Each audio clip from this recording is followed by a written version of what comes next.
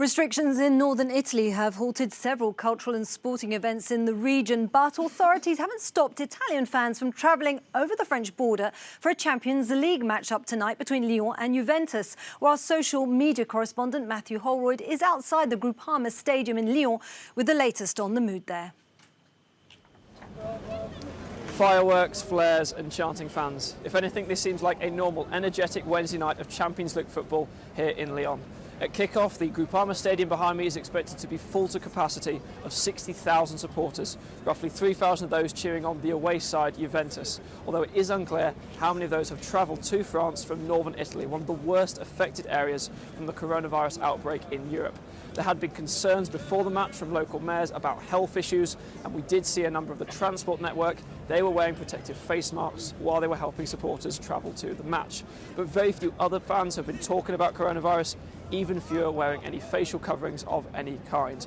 And of course, a lot of people are focusing on the match itself. One fan I spoke to said he did not want to think about the political undertones that this fixture may have, which may feature one of the premier talents in world football, Cristiano Ronaldo from Juventus.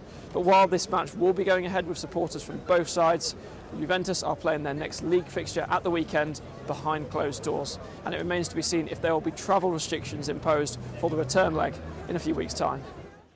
Well, sports editor Andy Rubini joins me now in the studio with more on the reaction to this match. So, Andy, you've been in Lyon Central. You've also been talking to mayors about this match and how they feel about this taking place. What did they say to you? Well, I got several reactions, some relaxed Juventus fans who were saying that all of this had been blown out of proportion. This virus is just like the flu, maybe a little bit worse. So they were undermining the virus itself. I also met some French supporters who were quite concerned, but still decided to go to the game. So many different reactions, but a normal setup. I didn't feel like there was much of a difference between this game or another game. So thousands of fans here travelling to Lyon to go and watch the game at the Groupama Stadium tonight. But I will tell you that we met up with the mayor of Decines, and she was obviously baffled by this decision. And let's hear what she had to say. I think the decision is irresponsible and incoherent. The Prime Minister sent us a letter clearly recommending that people travelling from China, South Korea, Singapore and the Italian regions of Veneto and Lombardia have limited social contact with others and wear a protective mask. Now the Minister of Health has allowed these supporters to travel here. There is a double standard with these precautionary measures.